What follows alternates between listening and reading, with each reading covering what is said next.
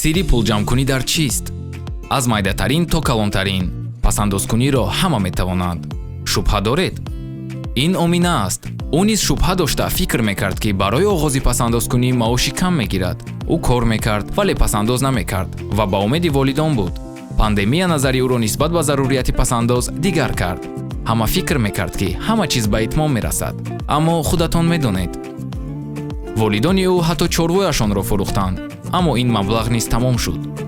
Омина фаҳмид, ки бе пасандоз зиндагӣ кардан намешавад.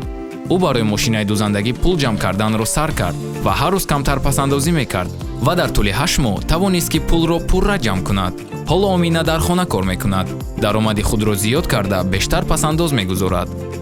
ӯ барои пардохти курси SMM пул пасандоз карда истодааст, то тарзи дурусти таблиғ ва фурӯши маҳсулоти худро дар интернет омӯзад. пул пасандоз намо.